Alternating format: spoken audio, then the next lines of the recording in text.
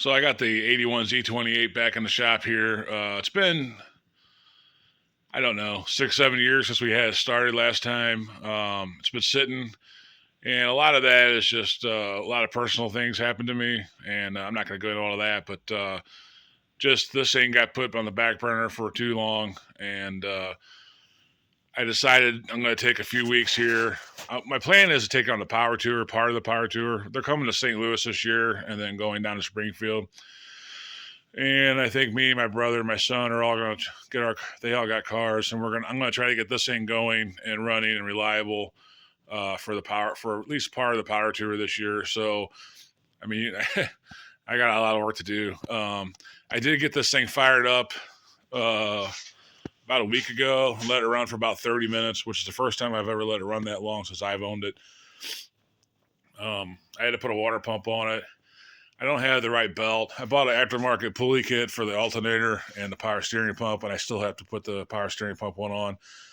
Like I said, I just kind of started messing with it, and the reason why the fenders and the wheel wells are off is because I had to put new door hinges on it. They were both hanging down really bad, and um, I can't remember exactly, but you have to take the fenders off basically to put new hinges on. At least that's how I thought. I mean, I'm not a body man, but that's seemed like the easiest solution for me to do it. So that's why these are off. And while I got them off, I'm going to clean up the fender wells and paint them, put them back on, and have my buddy. The doors are on there and they're not hanging anymore, but the bottom part of the door still kicked out a little bit to the fender, and I don't know how to fix that. I've messed with it. So I'm gonna have my buddy come over and help me do that. He's a body man. So anyway, that's where the body's at. Um, right now, I got a whole bunch of parts for it. I got a gas tank and a whole bunch of other stuff, new radiator and all that. Right now, I'm trying to clean it up a little bit. So I'm gonna put headers on it. The exhaust is pretty rough on it, and it's got the old exhaust manifolds on it. So I'm gonna throw some headers on it. I have some super comp headers I've had.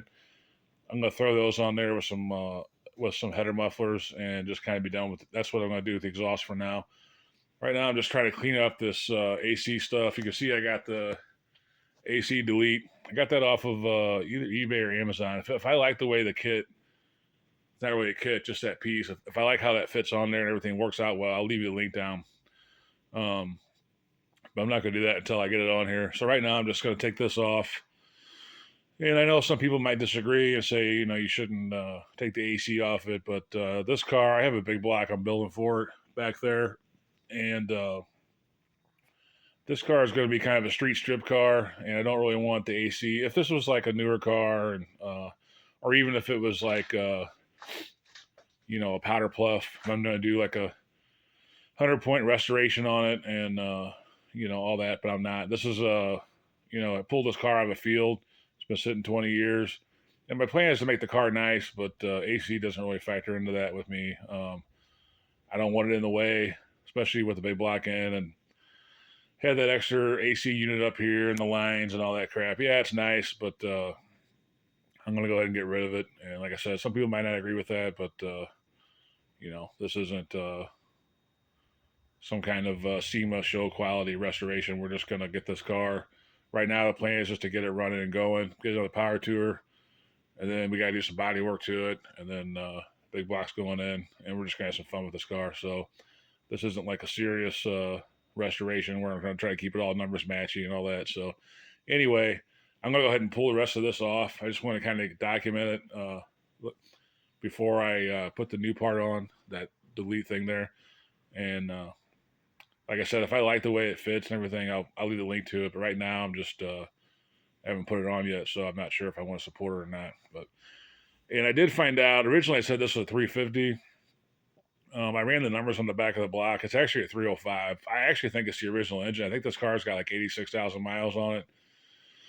Originally, I don't think it has 186, just because it sat for so long and all that. But this is a 305 on it, and I got that Wyand single plane manifold on there in that 750. I'm probably going to change that out to a Performer RPM and a 600 just to make this 305 run better. I think that's a little overkill what's on there right now. I had put that on there originally. It was going to had plans of putting heads and cam and all that if it was a 350, and it was in good shape. I wasn't sure And anyway, the engine sounds okay and everything, but that's a little overkill. I think a single plane intake with 750 carb on it for a 305. So right now we're just gonna tone it back down, put up a dual plane performer on it, RPM, and a 600. And I have those parts here, and just make it run good and get somewhat decent gas mileage, and just enjoy the car and get it back on the street. It's been sitting for too long now. It's been over my estimation, probably about 20 years since it's really been on the street. So my goal right now is just to, I don't want to take the car apart anymore before I put the big block in it. I just want to get it running, driving, get some plates for it, and get it on the street, and then go from there. But my plan is to put the floors in it, and that one quarter panel needs to be replaced on the driver's side. The actual passenger side quarter panel is in really good shape. I don't think there's any rust in it at all, and the doors and everything are in real good shape. So it doesn't, body wise, it just needs that quarter panel and some floor pans, and then it'll be pretty straight. It'll be pretty straight away from there. So anyway, I'm gonna go ahead and pull the rest of this off, and then I'll come pick it back up with the new car on there and see how it looks. All right, so it took a few minutes, got that box apart. I'm going to take the shop vac, obviously, and clean all that out. And I am going to keep the heater. That delete box has a place for the blower motor. So I plan on keeping the heater. I'll probably just cut this down so it doesn't stick out so far, depending on how it looks on this box. But I'm going to clean that out, and then we'll kind of set that on there and start to bolt it up and see how it looks. Kind of put it up there roughly where it needs to go. It looks like it's going to line up pretty good, but there is a bead of sealer all the way around where the old box was. And I'm just going through and getting rid of that. I kind of cleaned up this area already a little bit,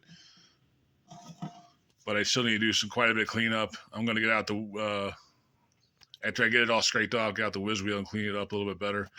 But there is that gasket or sealant that goes all the way around this box that probably needs to come off to make this aftermarket piece fit better.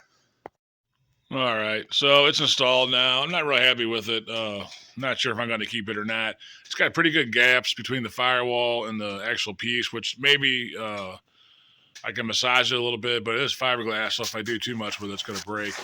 This hole here didn't line up with, I'm guessing, a bolt that was coming out through the heater box on the inside of the car. Everything else kind of lines up, but then we got this problem here. That's as far in as my fan can go with the factory blower cage. And you can see it goes right into the firewall. So there's nothing I can do about that unless I can find a smaller cage, a smaller blower wheel cage for the blower, or get a new box. So I'm not sure what I'm going to do with that. This said either 7781 or 7081. So my guess is this might be for an older Camaro, but they did list the 81, which is what this is. So, yeah, I'm not going to list the part number on this or anything. I'm either going to get a different box or see what I got to do to get a different wheel here, different cage, a smaller cage. It's kind of disappointing because this is what happens when you deal with aftermarket stuff. You take one step forward, two steps back. But you can see here, I got all that room now. When I do put headers on, you can get to your spark plugs real easy. Just cleans everything up. I still got to do something with all this wiring and take the rest of the AC out, the condenser and the lines and stuff. But anyway, that cleans up the firewall pretty well. Again, I don't know what I'm going to do about this, though. This, I'm not sure. I have to look and see. Maybe the later 70s had smaller cages or something. I'm not sure. So anyway, that's about it for this one. I'm going to pull the gas tank out of it sometime, probably tomorrow, and then I'm going to put the power steering bracket on and get that finished up in the front before I keep moving and jumping around and stuff. But I just want to get this on to kind of clean it up. And I got an oil leak over here dripping on the driver's side exhaust. I'm pretty sure it's the oil sand unit, but I wanted to be able to see it. And I have inspection cameras and all that stuff working on the new cars, so it's not like I didn't have that. But I wanted to clean this up anyway, so it makes it easier to see everything. But anyway, that's it for the Camaro today. I'm gonna work on the power steering brackets and all that, and continue on with it. But that's what this is what the HVAC box looks like now. Anyway, thanks for watching. As always, God bless.